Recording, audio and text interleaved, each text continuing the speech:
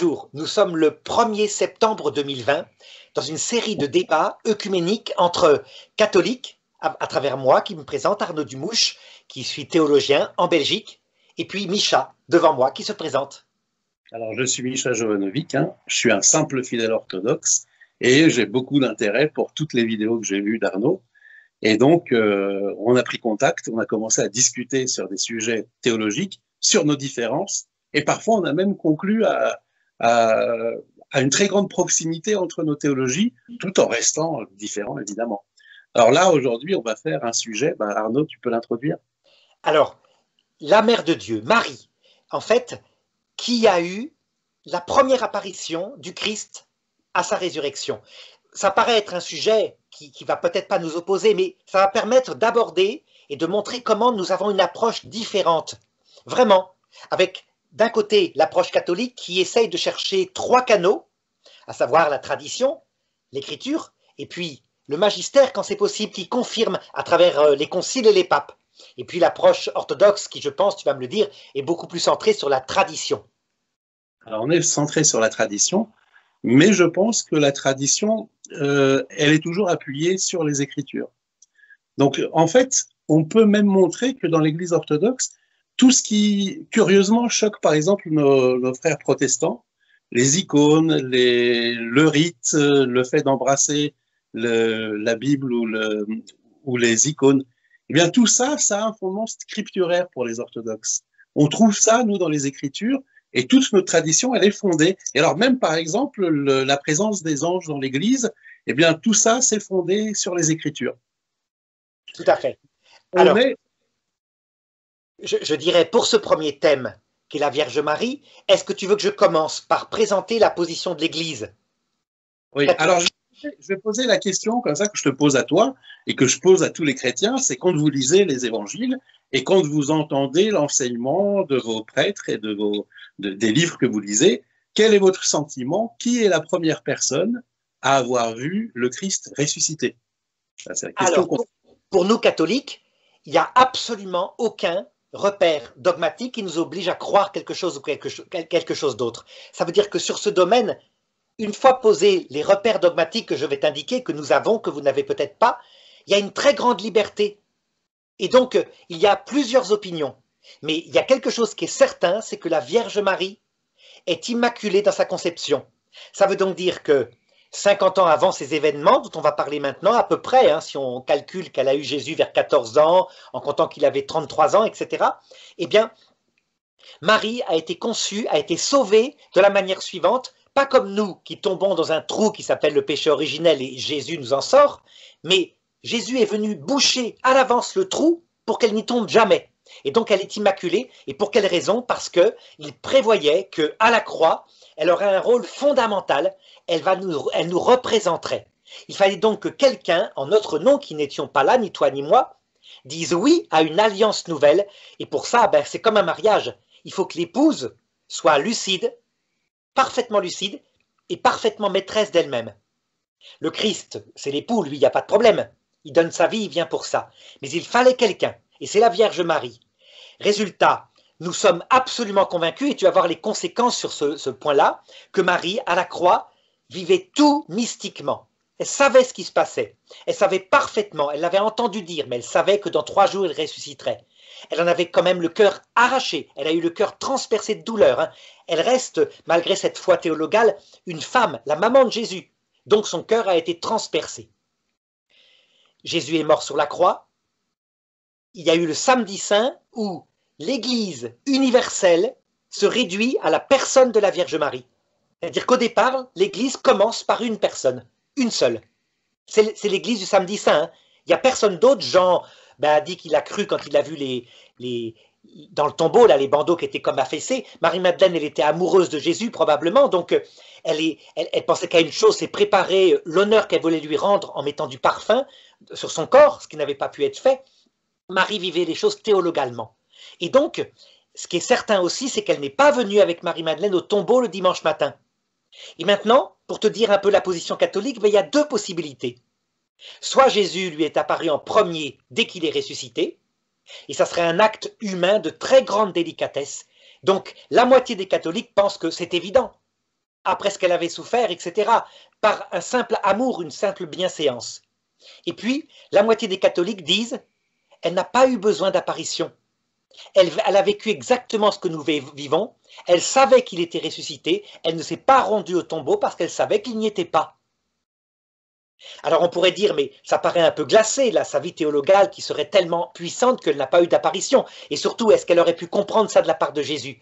Ça implique qu'elle ait une communion absolument totale de charité et de compréhension avec Jésus, s'il a fait ça. Tout ce qu'on peut dire, c'est par contre, c'est que 12 ans plus tard, on en voit les conséquences. À peu près 12 ans, hein. Quand je dis 12 ans, c'est peut-être 15 ans. Mais dans l'Église catholique, on reprend la tradition qui vient de chez vous, orientaux, et qui dit que Marie, c'est la plus grande tradition, serait morte, qu'elle aurait même été enterrée, et qu'un des apôtres qui n'était pas là aurait supplié 3 jours plus tard de regarder son corps une dernière fois, son corps magnifique, hein, parce qu'elle était toute jeune. Et donc on aurait ouvert le cercueil qui était à Éphèse, et il était vide, et la robe était comme affaissée. Et cet apôtre-là, qui était Thomas, a cru. Donc, le pape Jean-Paul II, sans en faire un dogme, a dit « Elle est morte et elle est ressuscitée, elle est montée au ciel avec son corps. » Mais il y a d'autres qui disent, avec les orthodoxes, non, c'était une dormition, parce qu'elle était immaculée, donc elle n'est pas morte. C'est vrai, quand on est immaculé conception, on ne meurt pas. La mort est une conséquence du péché originel. Elle a dormi et elle est montée au ciel sans passer par la mort. L'Église ne nous demande rien. Il n'y a pas de repère dogmatique là-dessus. Le pape Jean-Paul II penchait plutôt vers la mort, à titre privé, mais il n'a pas fait un dogme. Et donc voilà. Tu vois un peu comment ça fonctionne, l'Église catholique? Donc une très grande liberté avec quelques repères ici et là. Oui, pour ce qui est de la seconde partie, là où tu parles de la tradition qui raconte l'ouverture du tombeau avec Thomas, ben là je pense qu'on est parfaitement d'accord. Il y a effectivement une dormition. Mais chez nous, dormition, ça veut dire la mort, c'est la mort des saints. Et puis cette dormition, à laquelle a succédé tout de suite une résurrection parce que le corps a disparu. Et on est dans la configuration du tombeau vide. Et il est vrai que c'est très peu dogmatisé parce que la Vierge Marie, c'est aussi la représentante du mystère. Voilà. Et donc, c'est un dogme que j'ai mis, moi, personnellement, beaucoup de temps à comprendre, même à m'y intéresser d'ailleurs. Parce que c'est trop mystérieux. Il y a une grande beauté, il y a un grand mystère et on n'a pas forcément envie d'approfondir ça. Je parle subjectivement, hein, je ne sais pas s'il y a des théologiens qui se sont peut-être passionnés pour ça et qui ont voulu l'expliquer, mais alors là, je ne sais pas. Mais alors, toujours est-il que pour tout ce qui est de la première partie, donc, que tu m'as expliqué, où la Vierge Marie savait dès le départ toute chose, alors là, je suis extrêmement étonné. Non, pas dès le départ, pas dès le départ. Elle a appris, mais elle savait à la croix tout ça. Oui, ben là, je trouve ça étonnant un peu, mais parce que j'en vois pas le fondement scripturaire, mais ceci dit, bon, il faut voir. Non, c'est un fondement théologique qui vient beaucoup de saint Augustin, quand il compare ce qui s'est passé avec Adam et Ève avec ce qui s'est passé à la croix, en disant mais c'est un parallèle total. Ah oui. On a Adam qui tombe dans un sommeil mystérieux, son côté est ouvert, il en sort la femme, la mère de tous les vivants biologiques. On a le Christ qui tombe à la croix dans un sommeil mystérieux, son côté est ouvert, il sort vers l'Église, et l'Église c'est la Vierge Marie à ce moment-là. Alors ça, c'est la grande question, et c'est le point en fait qu'il s'agit d'élucider maintenant. Parce que représente la Vierge Marie? Représente-t-elle l'Église ou représente-t-elle encore autre chose? Il y a une locution latine qui dit « nomine est homine », hein. Le nom est la personne. Et en fait, dans les évangiles, on trouve plusieurs Maries, et sous la croix, on trouve 3 Maries. Hein, il y a Marie-Madeleine, une autre Marie, et puis évidemment la Vierge Marie. Alors les 3 sont là sous la croix. Et tu connais l'étymologie du mot Marie? L'étoile de la mer, m'a-t-on dit. Je ne sais pas si c'est vrai. C'est vrai, mais en fait, le mot Marie a plein d'étymologies. En Grèce, il y a un dictionnaire des étymologies du mot Marie. Et il y a énormément d'étymologies. L'une d'elles, c'est la révolution, par exemple. Il y a d'autres étymologies qui la rapprochent de son côté maternel.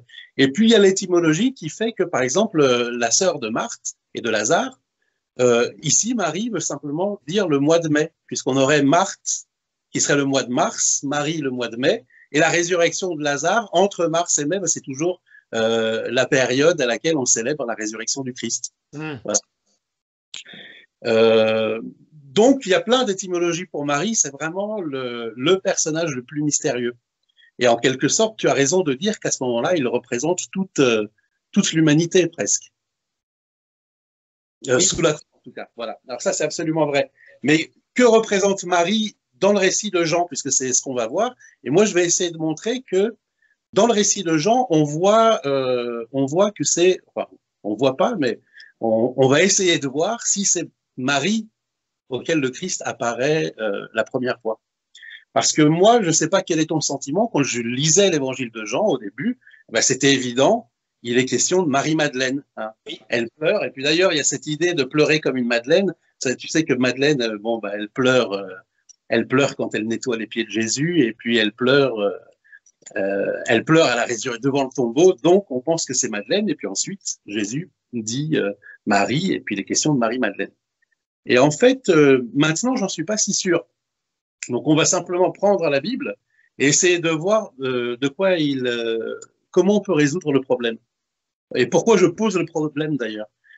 Et alors voilà, à la fin du chapitre 19, on voit Jésus qui ressuscite, enfin qui est mis sur la croix, pardon. Et au début du chapitre 20, on a, alors je lis le premier verset, le premier jour de la semaine, à l'aube, comme il y avait encore des ténèbres, Marie-Madeleine vient au tombeau et voit la pierre enlevée du tombeau. Verset 2, alors elle court. Et là, on la voit courir pour aller chercher les disciples. Elle va chercher Pierre et Jean. Pierre et Jean courent à leur tour et arrivent au tombeau qu'ils trouvent vide, et puis ils retournent chez eux. Et puis ensuite, on voit une Marie qui se tenait en pleurs près du tombeau. Alors la question, c'est qui est cette Marie pour toi? Est-ce que c'est celle qui venait de courir l'instant d'avant, qui tout à coup se tient debout en pleurant près du tombeau? Oui, moi, c'est ce qui m'était toujours venu à l'idée, que c'était Marie-Madeleine, oui, effectivement. Oui, je pensais ça aussi, mais en fait, il faut voir que le problème, c'est que, alors le récit a l'air de succéder. Si elle se trouve en pleurs près du tombeau au moment où Pierre et Jean s'en vont, ça peut pas être Marie-Madeleine, parce que Marie-Madeleine venait de courir une fois. Alors ça suppose qu'elle vient de courir une deuxième fois, elle est peut-être un peu essoufflée, et moi je la vois mal pleurer, enfin je sais pas si on peut être essoufflé et pleurer. Et puis la voilà qu'elle voit les anges. Et là, les anges l'appellent femme. Elle voit un jardinier, elle se retourne une première fois. Et le jardinier lui dit, femme, pourquoi pleures-tu? Et ce jardinier, c'est Jésus. Elle se retourne une première fois. Oui. Et puis, alors elle dit cette phrase, alors Jésus lui demande qui cherches-tu? Elle pense que c'est le jardinier. Elle lui dit, Seigneur, si tu l'as emporté, dis-moi où tu l'as mis et je l'enlèverai. Alors je pose une question entre-temps, à quel titre est-ce que Marie-Madeleine pourrait demander le corps du Christ?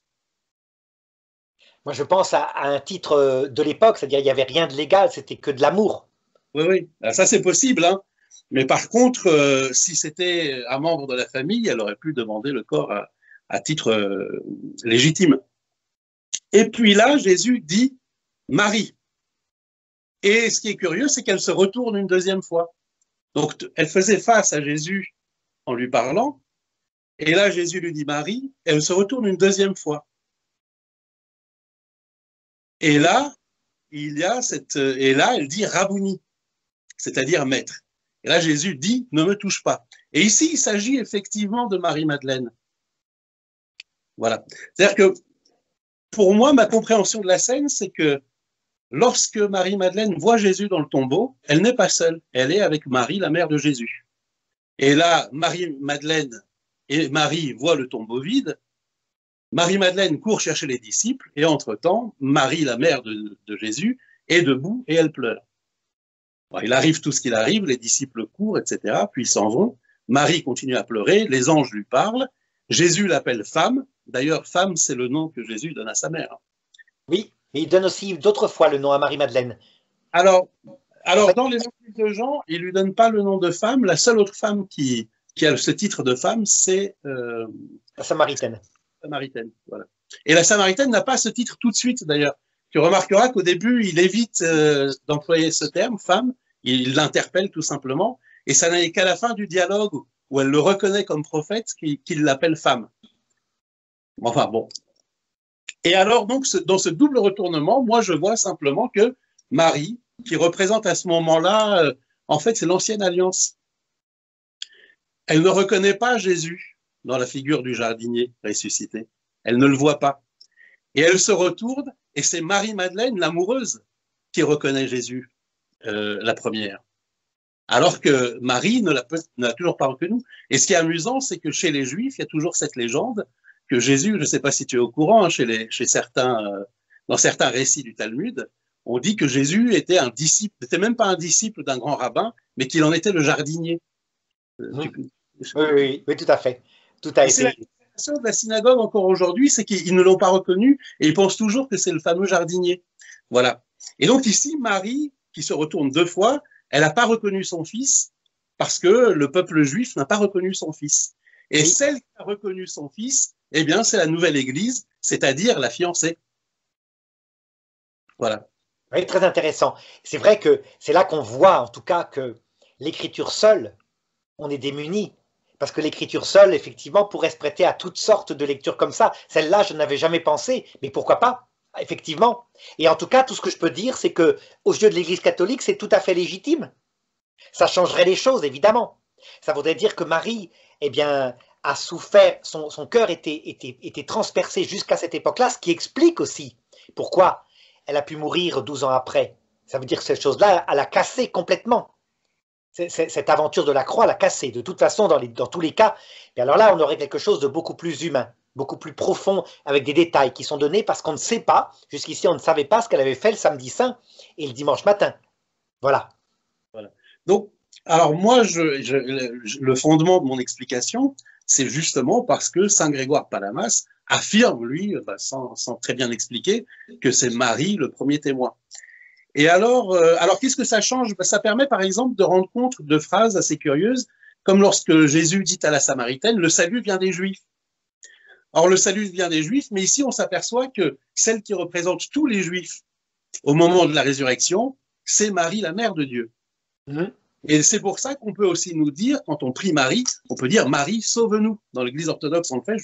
Je ne sais pas si chez les catholiques vous dites sauve-nous, mais nous, on se permet de le dire parce que le salut est venant des Juifs et que Marie représentant tous les Juifs, en tant que pédagogue du Christ, vous voyez, quel est le rôle d'une mère? C'est de préparer l'enfant en lui expliquant, en lui apprenant les gestes de la vie, en lui apprenant la loi morale, en lui apprenant tout ce que les Juifs devaient apprendre aux chrétiens, en fin de compte.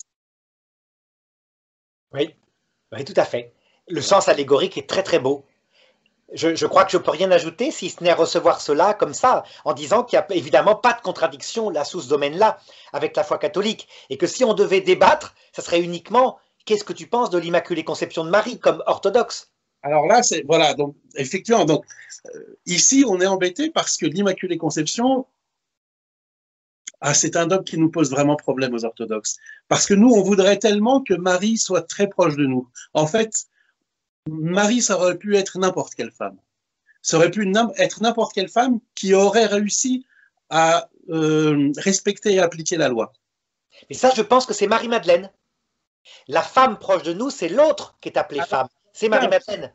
Tandis que Marie, si elle devient la mère de tous les vivants, c'est autre chose. Elle est notre éducatrice, elle est la nouvelle Ève. Donc, c'est pour ça que Marie-Madeleine et Marie, ensemble, Marie-Madeleine, pour nous représenter, nous sommes vraiment comme elle, nous sommes des femmes adultères, si elle l'a été. Parce que certains disent, mais c'est honteux, Marie-Madeleine n'était pas une femme adultère. Mais moi, je préfère qu'elle soit une femme adultère, parce qu'elle est à l'image de notre cœur à ce moment-là. Oui. Comprends? Alors que Marie, c'est la mère. Oui. C'est pas ce dont il est question ici. On est très proche de Marie-Madeleine, évidemment, forcément. Et d'autant plus que dans l'allégorie que j'ai proposée, Marie-Madeleine est la figure de l'Église. Mais ce qu'il faut savoir, c'est comme je l'ai dit au début, il y a cette phrase latine qui dit homine est nomine. C'est que dans l'Évangile, il y a toujours un jeu entre le nom des personnes et leur fonction. Et en fait, Marie-Madeleine et Marie, elles ont une sorte de filiation très forte par leur nom. J'ai donné un autre exemple. Par exemple, pourquoi est-ce qu'on a décidé que le disciple bien-aimé était Jean? Et que l'auteur de l'Évangile de Jean, eh bien, c'est Jean, parce que nulle part il n'est écrit que c'est Jean. Et puis, c'est très curieux que quelqu'un parle de lui-même en disant je suis le disciple bien-aimé. Alors pourquoi est-ce qu'on peut dire qu'il est Jean? Parce qu'on apprend qu'il était disciple de Jean-Baptiste. Et donc s'il s'appelle Jean comme son premier maître, c'est parce qu'il en était sans doute le meilleur disciple. Ça veut dire qu'il avait pris le meilleur de l'enseignement de Jean-Baptiste et que c'est grâce à cet enseignement qu'il a reçu de son premier maître qu'il a pu écrire cet évangile qui, à mon avis, est le plus beau. Parce qu'il avait... Et en fait, qu'est-ce qu'on trouve? Pourquoi est-ce qu'on a les deux Jean? On trouve la même chose qu'avec le prophète Élie, qui avait un disciple qui s'appelait Élisée, le petit Élie. Hein. Et donc, Jean l'évangéliste, c'est l'Élysée d'Élie, de Jean le Baptiste. Alors là, pour le coup, là, je ne te suivrai pas sur ça. Je dirais plutôt que s'il a écrit un évangile si magnifique, c'est parce que, en réalité, il a pris Marie chez lui, à la croix, selon le demande de Jésus. Et que, en fait, l'évangile selon saint Jean, c'est l'évangile de Marie. Et donc, ça correspond à l'idée que, même si ce que tu dis n'est pas faux, hein, il a été disciple de Jean-Baptiste, etc., mais il est sorti de là.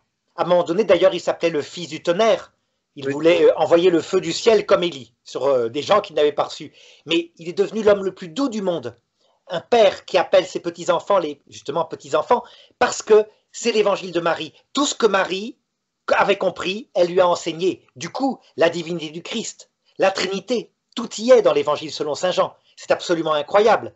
C'est un évangile profondément mystique avec ce que Marie gardait dans son cœur.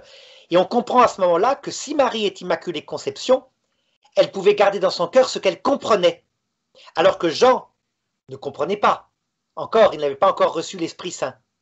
Alors là, j'ai tout à fait une autre explication et qui ressemble beaucoup à la tienne. Et je te remercie de ce que tu as dit parce que ça va beaucoup me servir et en partie, j'y adhère de cœur. Tu vas voir. Moi, je me suis toujours posé la question, tu sais, lorsque Jésus est sur la croix et qu'il voit sa mère et il voit Jean, alors il lui dit, voici ta mère et voici ton fils. Et je dois dire que cette parole m'a toujours un peu troublé parce que on aurait dit qu'il essaie de lui fourguer sa vieille mère, tu vois. Alors que ce jeune homme, il aurait peut-être envie d'une jeune femme. Bon.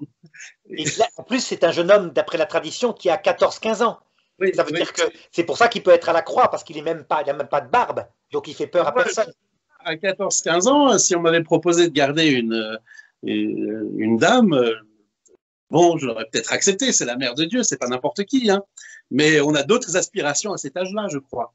Ce qui montre que c'est une parole divine, c'est pas une parole d'homme. Ce sont les protestants qui disent que, en fait, il fait l'assurance retraite de sa mère. Ils fondent ce testament de Jésus, qui manifestement, le disciple que Jésus aimait, c'est nous aussi, c'est nous-mêmes. Évidemment, hein, tous les pères l'ont pris comme ça. C'est pour ça qu'ils ne se nomment pas au sens spirituel du terme. Et donc, si nous prenons Marie chez nous, elle va faire grandir en nous la totalité de ce que son fils a enseigné. Avec la délicatesse, parce que, comme disait un saint de chez nous qui s'appelle saint Maximilien Kolb, si l'Esprit Saint avait dû s'incarner, il serait devenu Marie. Il ne s'est pas incarné, donc Marie n'est qu'une petite personne humaine, là on est bien d'accord. Hein. Tu vois, les repères dogmatiques, on a les mêmes. Mais Marie est véritablement l'image de ce que serait l'Esprit Saint si c'était incarné. Eh bien, moi, j'ai tout à fait une autre vision, qui n'est pas contradictoire avec la tienne, hein, parce que je pense que Jean a pris Marie, la mère de Jésus, chez lui, c'est clair. Seulement, voilà le sens pour moi des paroles de Jésus. En disant à sa mère, voici ton fils, et en fait, il a consacré Jean comme un frère. Il a consacré Jean comme son frère. Or, qu'est-ce qui se passe à la mort de l'époux chez les Juifs? Eh bien, l'épouse ou la fiancée doit épouser le frère. Voilà. Et lorsque Marie-Madeleine part pour embrasser Jésus, elle voulait le prendre dans ses bras, en tout cas, l'embrasser avec les bras, hein. Je ne vais pas plus loin. Lorsqu'elle voulait embrasser Jésus, Jésus lui dit « Ne me touche pas, mais va vers mes frères ». Et en fait, il explique à Marie-Madeleine « Ce n'est pas moi que tu épouseras, mais c'est un de mes frères ». Et en fait, on peut même comprendre que c'était peut-être Jean. En parlant évidemment d'épousailles mystiques, hein, ça veut dire de communion des saints, évidemment. Alors, là, je ne sais pas si c'est entièrement mystique ou s'il y a quelque chose, ou s'il y avait un souhait du Christ de voir les deux ensemble. Je ne sais pas. Mais ce sont des paroles divines, évidemment. Hein. Donc, quand on parle d'épousailles, on parle toujours de cette relation de charité intime qu'ont décrit les grands saints.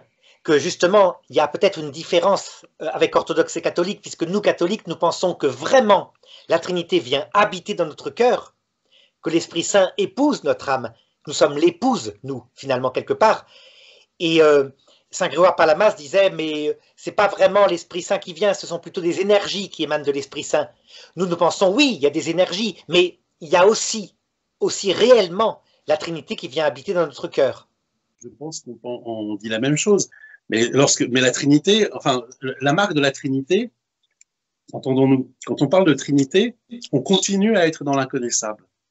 Parce que si le Christ nous est connu par sa parole et par ses écritures, et le Saint-Esprit se fait connaître par les lumières qu'il nous apporte, le Père est toujours inconnaissable. Et donc, quand on met les trois ensemble dans la Trinité, ce qu'il emporte, c'est le caractère inconnaissable. Donc, bien sûr, on a des paroles, on a la Bible, on a les Écritures, on a tous les sacrements de l'Église, on peut les connaître, mais au fond, la Trinité nous reste inconnaissable, au même titre que le Père. Par contre, les énergies, on peut les éprouver. Donc oui, bien sûr, la Trinité réside en nous, le Christ réside en nous, etc. Mais je ne pense pas qu'on soit très, très loin l'un de l'autre. Inconnaissable, ça c'est ce qu'on appelle la théologie apophatique sur laquelle les orthodoxes ont beaucoup insisté, à savoir nous devons nier en Dieu toutes les choses que nous voyons dans les créatures pour avoir une idée de lui. Par exemple, nous sommes créés, il est incréé, etc. Mais nous développons aussi la théologie cataphatique, ça veut dire qu'il est immensément, éminemment connaissable en regardant Jésus. Jésus, par exemple, qui meurt sur la croix, qui manifeste une humilité. Quand on multiplie l'humilité par l'infini, on connaît le Père. Jésus qui montre son amour, etc. Donc, c'est les deux à la fois. Mais ça ne reste évidemment pas, ça n'est pas la vision béatifique. Nous ne voyons pas Dieu face à face tant que nous sommes sur terre. Ça, nous sommes bien d'accord. Voilà. Enfin, je vais faire une petite parenthèse sur cette cataphase. Moi, j'ai réfléchi à ça et je pense que le côté cataphatique, il est pur, c'est-à-dire c'est le résultat d'une purification. Et en quoi consiste la cataphase? Eh bien, c'est simplement la connaissance des paroles de l'Écriture. Ah oui, ben non, nous, ça va plus loin. On pense que vraiment, mystiquement, on peut arriver en contemplant, enfin c'est comme ça sur terre, hein, en contemplant les qualités dans Jésus, mais aussi dans Marie, mais aussi dans les saints, par éminence, comprendre la charité du Christ, son humilité, sa vérité, etc. Il n'y a pas un risque d'imagination ou d'interpolation? Si, bien sûr, puisqu'on part du sensible pour connaître l'infini, qui est la nature divine du Christ. Mais c'est la seule façon pour ce qui est de la terre. Et donc, on doit savoir que ce sont des métaphores, des analogies de la foi, comme on dit. Et donc, pas se prendre pour quelqu'un. Par contre, nous affirmons, et là, j'en ai discuté avec certains théologiens orthodoxes, comme tu as vu, hein, nous affirmons, là, pour nous, c'est un dogme, que de l'autre côté de cette vie, nous verrons face à face l'essence même de Dieu. Non pas comme Dieu se voit, nous n'avons qu'une intelligence limitée, mais vraiment, l'objet de la connaissance sera sans aucun intermédiaire créé, avec simplement cette grâce créée qui surélèvera notre âme, tellement c'est infini. Mais nous verrons vraiment Dieu. Mais ça, c'est opinion. Au fond, on n'en sait rien. Ben nous, on a eu un pape qui s'appelle Benoît XII et qui a vraiment, du haut du magistère le plus solennel de l'Église catholique, confirmé, nous verrons Dieu face à face. Et il précise, ça nous rendra bien heureux. C'est ce qui explique d'ailleurs la possibilité d'une vie éternelle sans ennui, parce que nous voyons vraiment Dieu face à face. Et donc, chaque instant renouvelle sa beauté. On ne peut pas s'ennuyer en voyant Dieu. Alors que si on avait toutes les choses, même l'humanité sainte du Christ, mais sans voir sa divinité, au bout d'un certain temps, la vie éternelle deviendrait l'ennui, l'enfer. Même l'humanité sainte de Jésus, parce qu'elle n'est qu'une créature, l'humanité sainte de Jésus. Alors que sa divinité peut remplir totalement cette espèce d'aspiration du cœur humain vers l'infini. Bon, alors, j'espère que tu as raison. Pour ma part, je m'interdirais de parler des choses qui sont à venir et dont très franchement, je ne sais rien et je ne veux rien dire. Et par contre, ce qui est certain, c'est que la spiritualité, elle doit s'incarner. Et effectivement, on est dès ici-bas fondé à avoir l'expérience spirituelle de ces choses-là. Et donc, pour moi, c'est de ça que je peux parler, dans ma pauvre expérience. Hein. Mais voilà, parler d'autre chose, ça m'a l'air en dehors du droit que j'ai à parler. Ben c'est justement la grande différence. À un moment donné, en 1054, il y a rupture, et du côté de l'Église orthodoxe, c'est comme si tous les conciles œcuméniques du début, les 7, qui parlent de la Trinité, du Christ et des images, mettaient un terme à l'effort d'explicitation. Nous, catholiques, on dit mais non, jusqu'à la fin du monde, avec à la fin un dernier concile qui explicitera l'eschatologie, forcément, puisque le Seigneur a voulu que ses amis connaissent tout, et il enverra son Esprit Saint pour rappeler tout ce qu'il a dit. Donc, tu vois, voilà pourquoi chez nous, on a continué à définir des dogmes, en s'appuyant évidemment sur notre foi dans le charisme. L'eschatologie nous sera explicite quand on vivra la fin des temps. Ah ben, mais quand on la vivra, elle est vécue. Mais avant, je te parle d'une explicitation sur Terre. Là, je me dis beaucoup parce que si tu regardes à toutes les périodes, on a toujours eu des prédicateurs qui trouvaient que l'antéchrist était pour aujourd'hui. Et ils ont raison. Puisque, alors là, voilà un point d'eschatologie qui est formidable. C'est que le progrès de l'Église catholique manifeste que toutes les prophéties eschatologiques ont 3 sens. Alors, je ne dis pas qu'elle l'a fait dogmatiquement, mais c'est factuel. C'est-à-dire que l'antéchrist vient dans nos vies individuelles, elle vient à chaque génération. Par exemple, l'antéchrist en Russie, dans les années 40, c'est Staline, manifestement. L'antéchrist en Europe occidentale, c'est aussi Hitler. Et puis, il y aura un dernier antéchrist qui viendra. Mais aussi pour nous individuellement, c'est l'apparition du démon. Nous verrons le démon qui nous plaidera l'enfer, comment dirais-je, à l'heure de la rencontre. Il y aura le Christ. Toi, tu encourages, par exemple, une culture du regard qui consiste à repérer les antéchrists. Par exemple, je ne sais pas, est-ce que mon père est l'antéchrist s'il m'a interdit d'aller à l'église? Est-ce que mon professeur à l'école, qui était athée, était l'antéchrist pour moi? Etc. Et je ne sais pas, est-ce que c'est une façon saine de voir le monde? Ben, si c'est fait avec les théories du complot, c'est destructeur. Oui. Mais si c'est fait avec une grande humilité, sachant que le premier sens de l'antéchrist, c'est le péché en soi, donc on se regarde d'abord en disant la bête qui est vautrée sur cette colline, ce sont les 7 péchés capitaux. En moi, luxure, gouinfrerie, etc., etc. Alors on peut regarder effectivement des antéchrists avec, sans théorie du complot, très paisiblement, en disant que l'antéchrist actuel, par exemple en Occident, c'est probablement l'humanisme athée. Oui, mais figure-toi qu'en faisant ça, et là, paradoxalement, je suis tout à fait d'accord avec toi, figure-toi. Parce que dans ce cas, je prends moi le livre de l'Apocalypse, pas du tout comme un livre de prophétie, mais comme en fait un livre de discrimination spirituelle. Oui, c'est-à-dire donc de prophétie dans le sens non pas le futur uniquement, mais le sens de tout.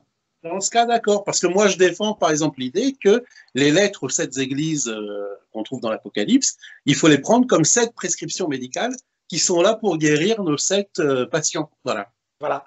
Et donc notre cœur d'abord. Notre cœur possède les 7 défauts, mais aussi l'église locale à tel endroit. Par exemple, l'église catholique en Occident ressemble à une des églises actuellement. Une église sans doute tiédasse, peut-être. Alors que quand on va en Afrique, c'est peut-être l'inverse. C'est le zèle passionné pour Dieu, etc., avec des défauts qui vont avec. Hein. Bien vu. Alors ça, c'est très intéressant. J'adhère complètement à cette façon de voir. Oui. Alors, on a fait une très longue digression. Et le point qui m'avait beaucoup plu dans ton explication sur Marie-Madeleine, c'est le côté mariage et noces mystiques.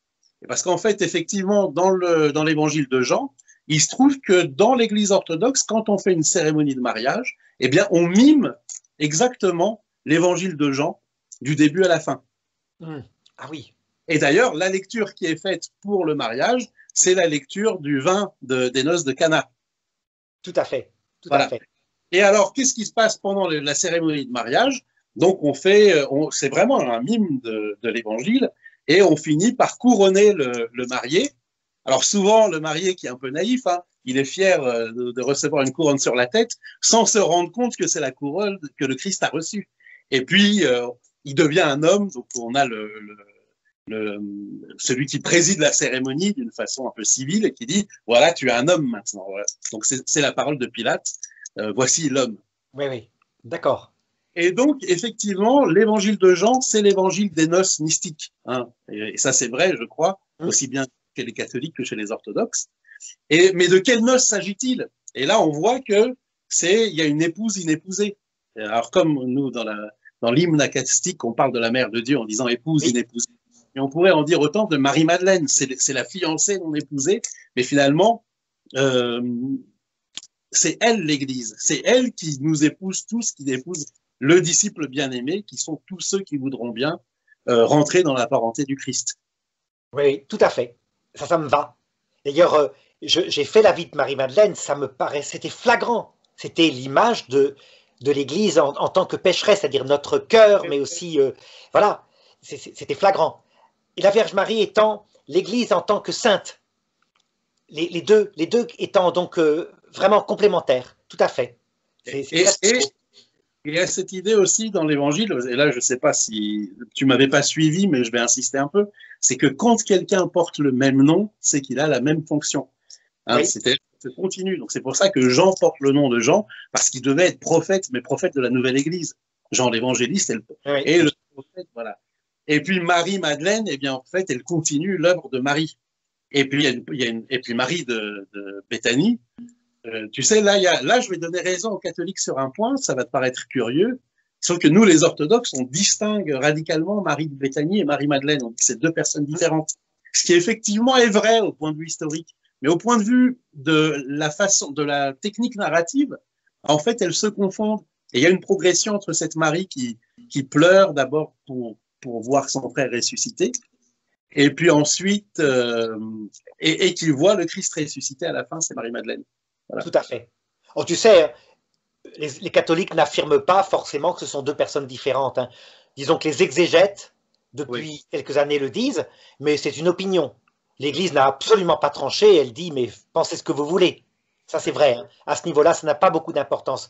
Et donc, ceux qui disent que Marie-Madeleine, Marie de Béthanie, c'est la même personne ou deux personnes, ont le droit aussi de citer.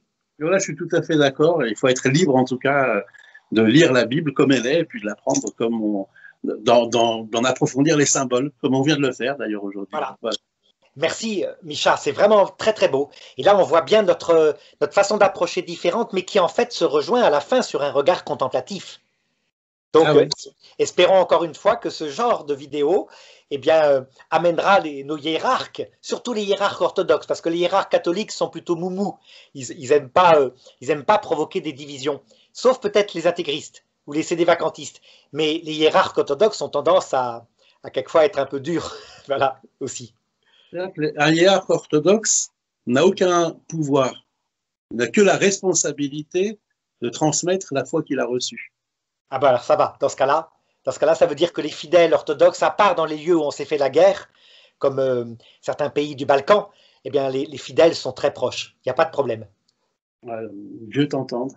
À bientôt, Micha, merci.